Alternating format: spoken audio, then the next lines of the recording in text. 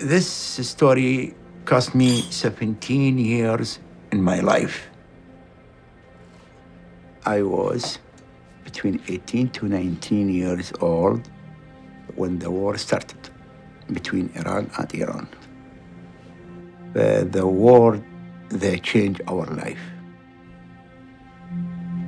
I was happy in my life. I have a restaurant. I work around 13, 14 hours per day. I like my job.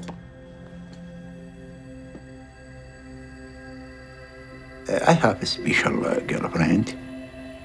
I love her, she loves me. When I army was pregnant, I told her, listen, I can't do anything until I finish the war. And I promise her every time I will marry you when I come back, when the war finish, give me a couple months, we will be married. She cried, she has no answer.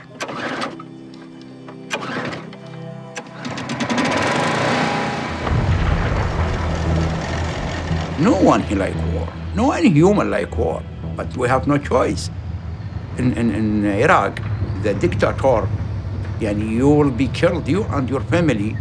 We will have no choice.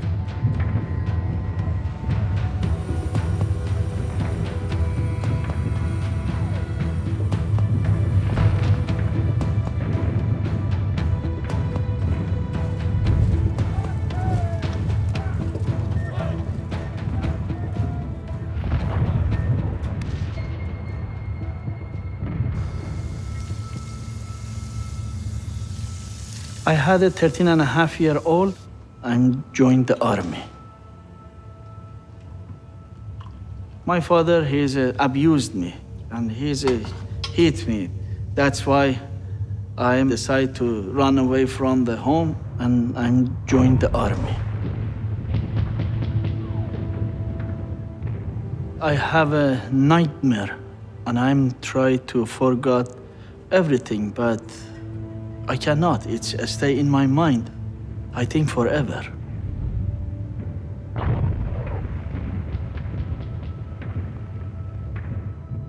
Every day I saw a lot of corpses. My duty is make a mass grave for all the Iraqi corpses. I want to escape from the front line, but I don't have any choice. In the battlefield of the Khurramshahr, there was attack to each bunker. They are explode each bunker, one by one. Our leader, they says we have big attack. One of the rocket close around 2 meters close to my bunker. I try to go out from the bunker, I can't. I went to one Iraqi bunker with a small flashlight. I was afraid. Oh my God, because sometimes the Iraqi soldier, they are take off the green hand and explode himself. Basically, it's a suicide to kill the enemy. I hear the weapon close, very close to me. It is mean they started to kill who alive.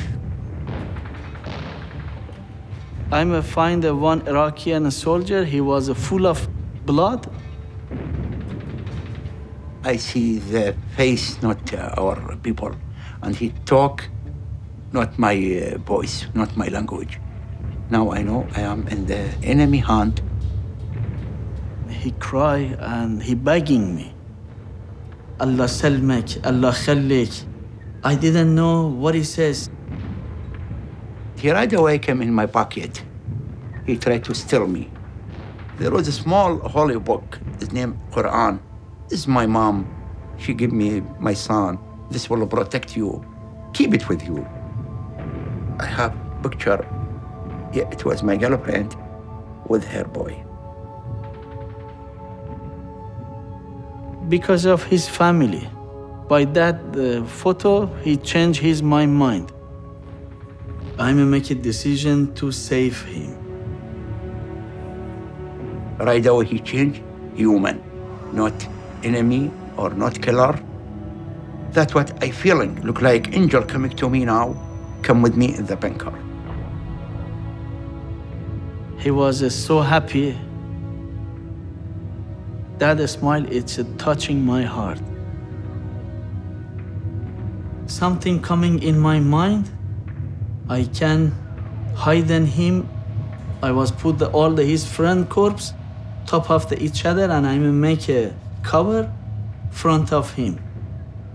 I was give him the painkiller. He's sleeping again. For 3 days, I was keep him by that condition.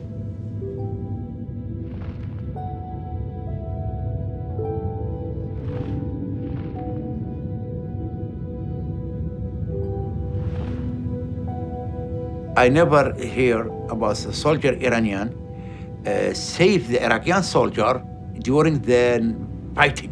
During the fighting, I never see him again. I never see him again.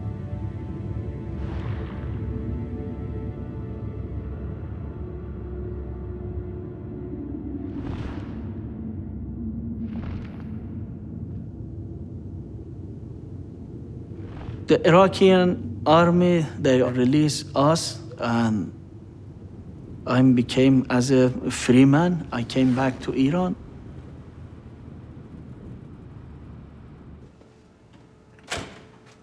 Hey, John. Good morning. Where's that? How are you doing? Oh, there's a lubrication point. When I tried to came back to my family, and I pushed the buzzer, the lady, she came out and she says, their son during a war, he died and they moved to another province.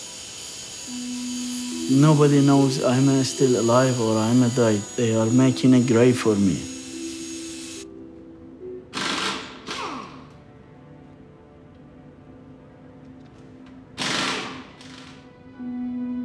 When I went to the graveyard, I saw on my gravestone, it's my brain, it's frozen. And then I shouting and I'm sitting down. I cry. After 5 minutes, I say to on myself, are you idiot? Are you stupid? You are alive. Why you cry? What kind of man you are? Wake up, man. You are alive.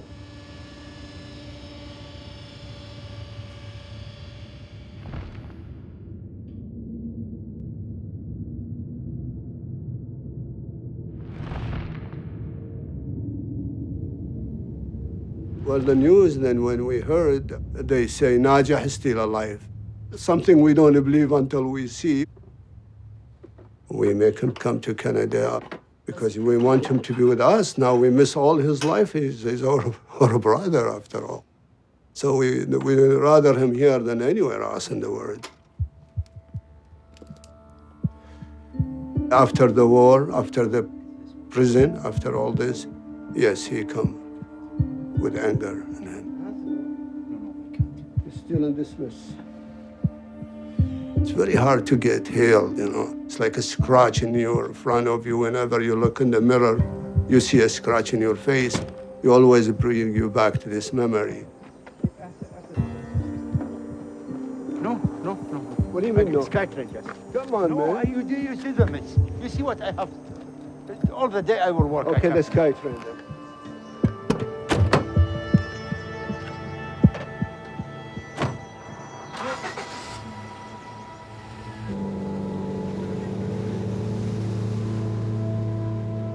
It was so hard to have a normal life. I didn't know what should I do. Finally, I took a job as a seaman. I came to Vancouver by ship. Nobody knows who I am. I didn't know any communication with anybody. I was tired of of the life. Emotionally, basically, I was broken. After Sheep is gone, my depression is deeper and deeper and deeper and deep. And I make it decide to suicide with on myself.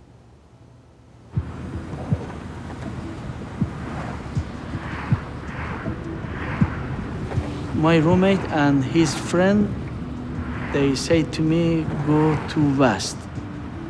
Vancouver Association Survivor Torture. And I went there.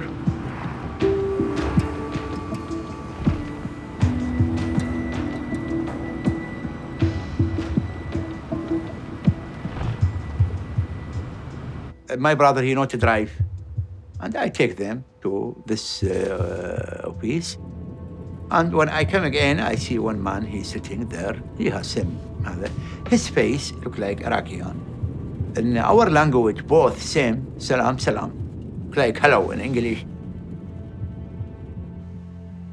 He says, are you Iraqian? And I said, no, I'm Iranian. I think you are Iranian too. He says, no, I'm Iraqi. And he's start to speak with the heavy accent Persian. Wow, you could talk Persian, talk our language. Where you learn? It's a long story. It was in Iran? No, I was prisoner of war. And I'm laughing to him.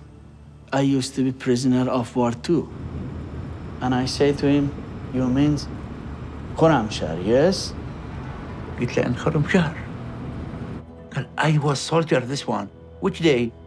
I give him the time. Which bunker you was been there? He says, I don't know, one Iranian soldier, he doesn't have any beard, any mustache. And I catch him. Will you have whole book with your girlfriend, with your son? How you know? Really, okay. He started to shake. Then I said, on the right arm, so you have a mark, top of your belly button. You have a bunch of stitches. And he says, yeah, you're right. He's same. He's look like surprised. Tell him, me, started to shout.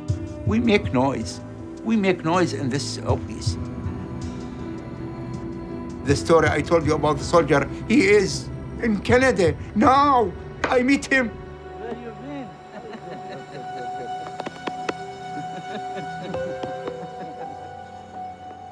He asked me, you didn't say, what is your name 20 years ago? Could you please tell me what is your name? And I say to him, you didn't say that one to me too. My name is Zayed. What is your name? He says, my name is Najatu. We all cry. Let's go in.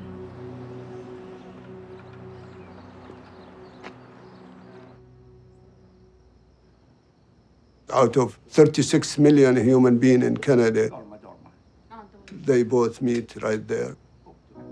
It's a miracle, you know.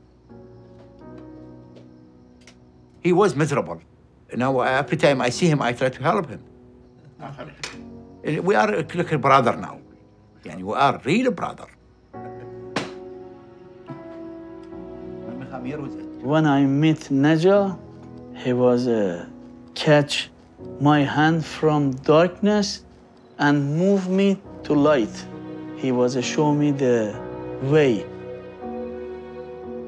I never think one day one Iraqi, it's gonna be part of my destiny, part of my life, part of my body, part of my memory. This time, he helped me.